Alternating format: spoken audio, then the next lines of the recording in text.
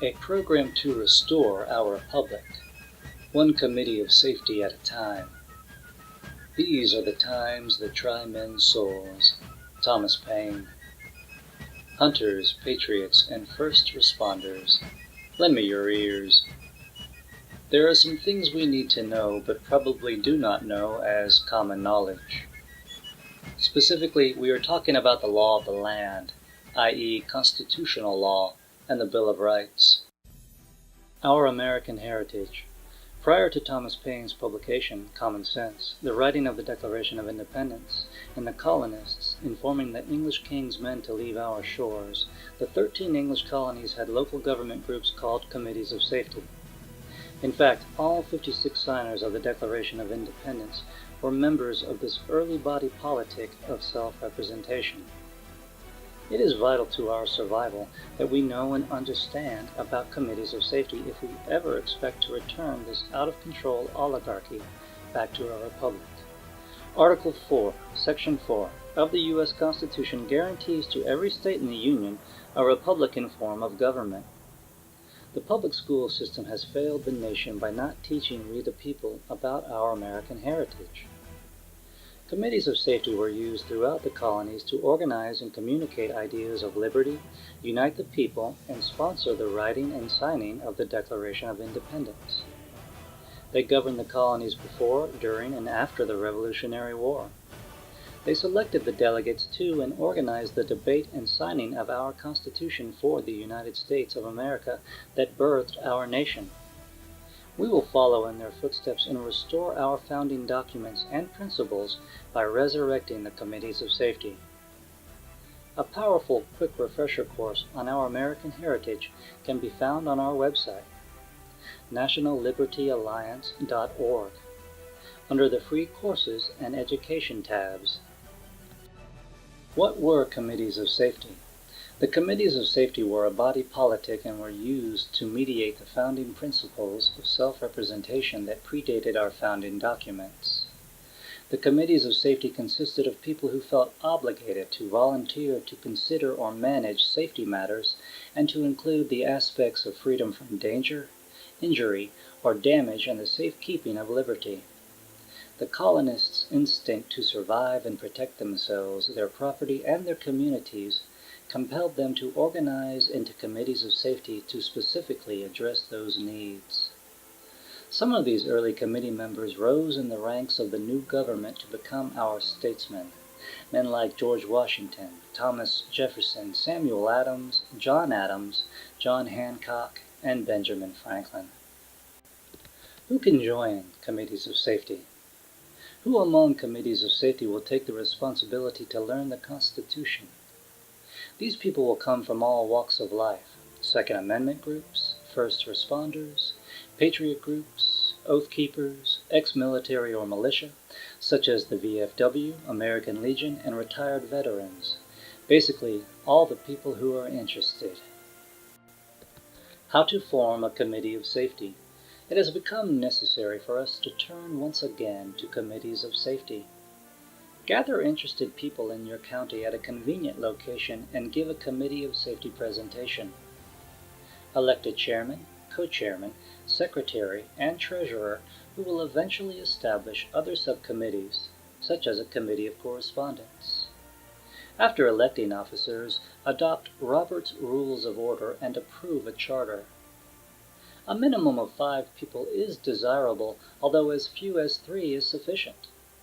Officers can be changed at any meeting by a simple vote of the membership, not by the leadership.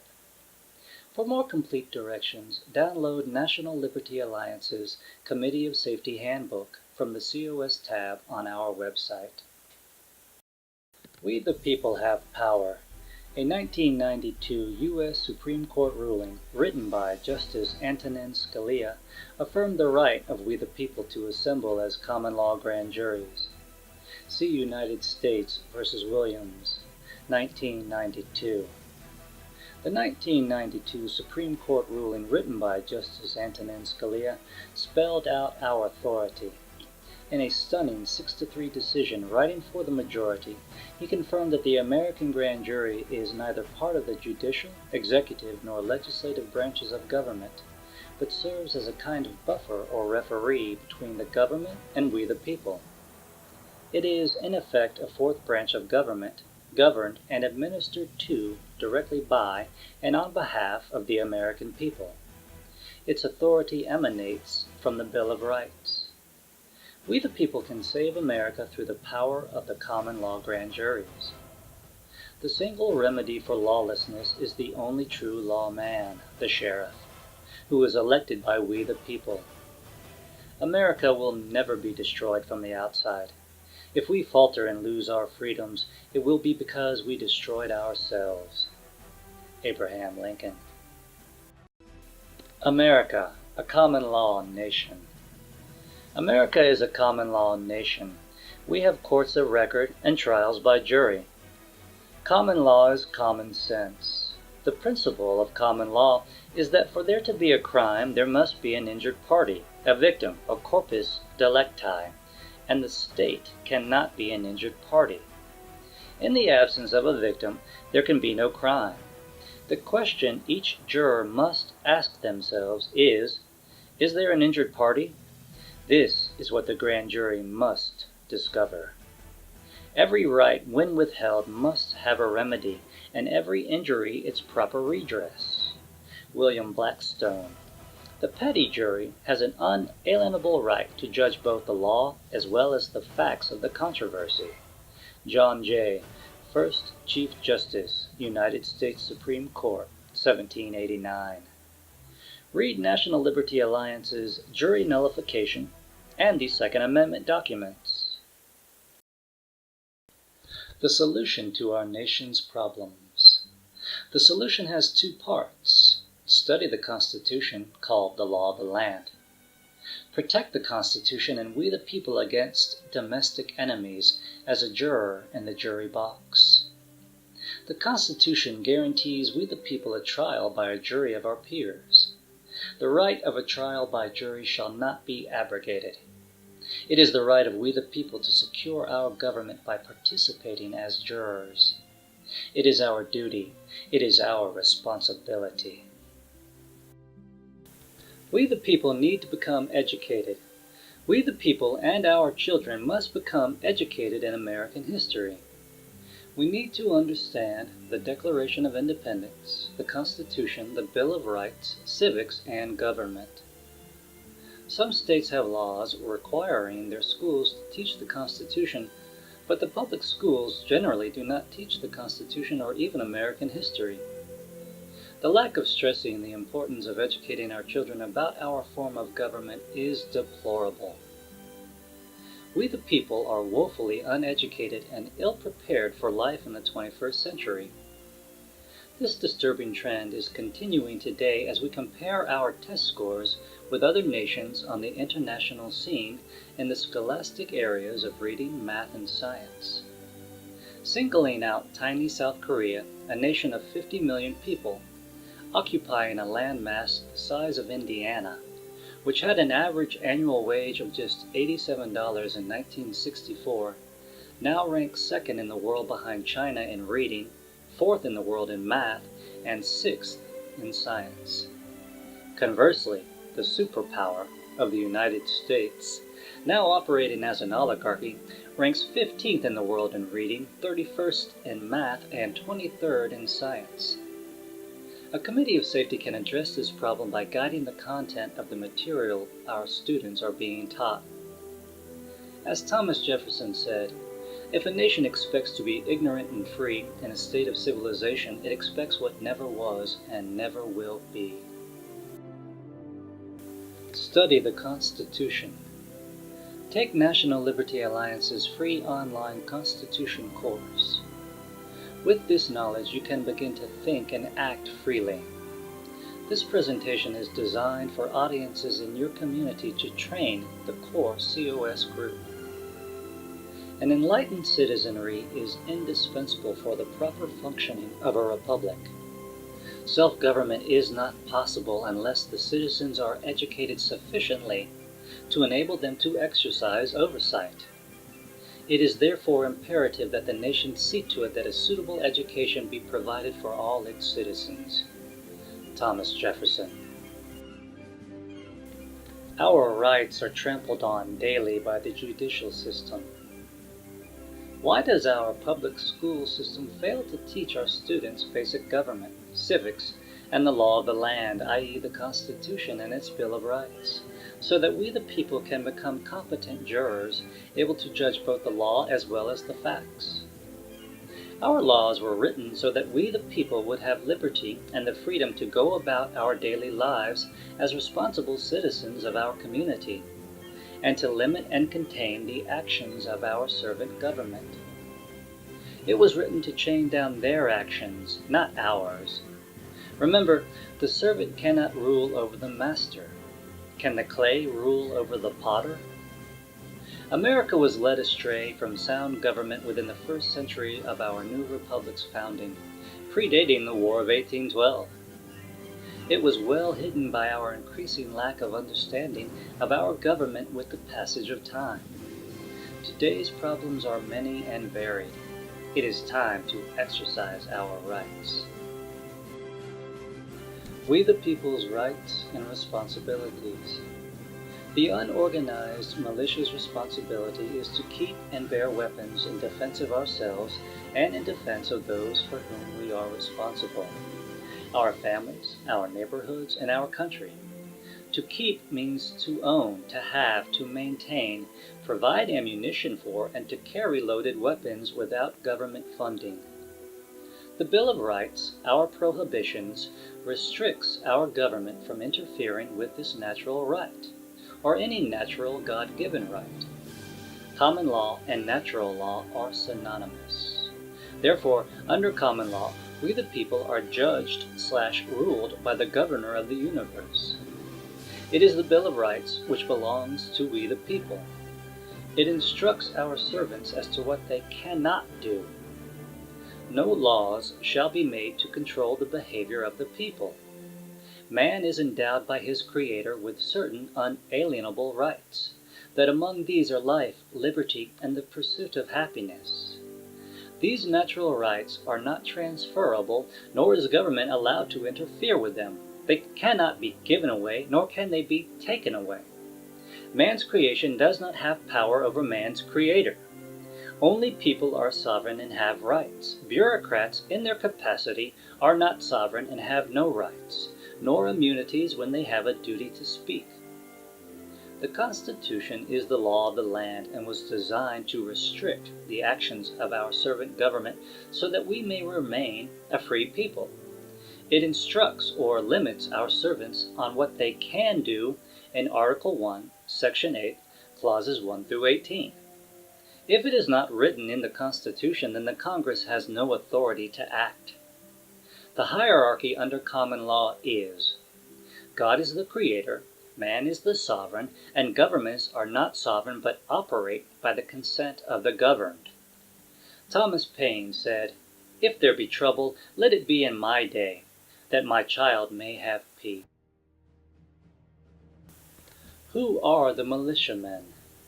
The Militia Act of 1792 states that all able-bodied men between the ages of 17 and 45 capable of carrying a weapon into battle are the militia of the several states. One does not join the militia. You are the militia under the Constitution for the United States of America. It is the right and duty of we the people to keep and carry loaded weapons as affirmed in our Bill of Rights. The Constitution restricts the government from interfering with that right or any right, and yet our servants have done exactly that. A recent Princeton and Northwestern University study has determined that our government has become an oligarchy, not a republic as it was created, nor even a democracy as some think. The only reason anybody has for taking your gun away is to make you weaker than he is, so he can do something to you that you wouldn't allow him to do if you were equipped to prevent it. L. Neil Smith, author and political activist. Militia duties of we the people. There is a thread that is woven through our American history that connects our past with our present. The instinct to protect and secure what we have, cherish, and hold dear.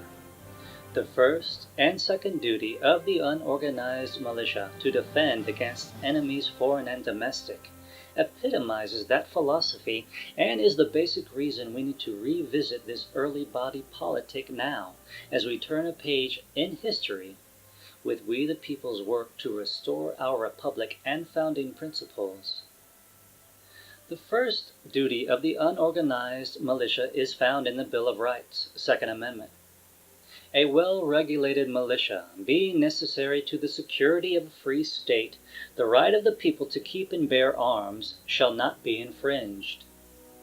The second duty of the militia concerns the militia's right to protect the Constitution and we the people against domestic enemies as a juror in the jury box. To do so, the militia needs to be familiar with constitutional law. Read it, study it, memorize parts of it, know it. We the people are the common law grand juries. We the people are the well-regulated, unorganized militias of the several states. Both the sheriff and the Committee of Safety can call forth the militia. The several states have 57 million militia-aged men. In America today, there are roughly 57 million males between the ages of 17 and 45. Many are hunters or own guns for defense or target shooting for sport. In a 4-state study of deer hunters, both men and women, Wisconsin had over 600,000 licensed hunters in 1 year. If they were an actual army, they would be the 8th largest army in the world. Just by adding in 3 more states, Pennsylvania, 750,000, Michigan, 700,000, and West Virginia, 250,000, if they were a military force, we would have the largest army in the world. Adding eligible men and women from the other 46 states, and noting that many who own guns don't hunt, the total militia force would run between 25 and 50 million. The militiaman as a neighborhood watch. Think of the millions of eligible militia as a neighborhood watch. Think of them as the cavalry, or the men and women in white hats. The militia operates under the constitutional authority and chain of command of the elected sheriff operating in all 3,133 counties or parishes. That works out to an average of 16,000 per county. Clearly, some counties are sparsely populated, while others are overpopulated. This is just an average. We the people, through our committees of safety, can save America. Please join us. It is time to take America back. Visit our National Liberty Alliance Welcoming Committee homepage. Committees of Safety. Committees of Safety, a powerful people's voice at the county level, the key to taking back our republic. All 56 signers on the Declaration of Independence were members of a Committee of Safety. We the people are working to restore committees of safety in all 3,133 counties or parishes in the nation to regain a voice in local government. It is time to take our courts and our nation back from those who would do us harm, and we need your help. Learn how to form a committee of safety in your county now.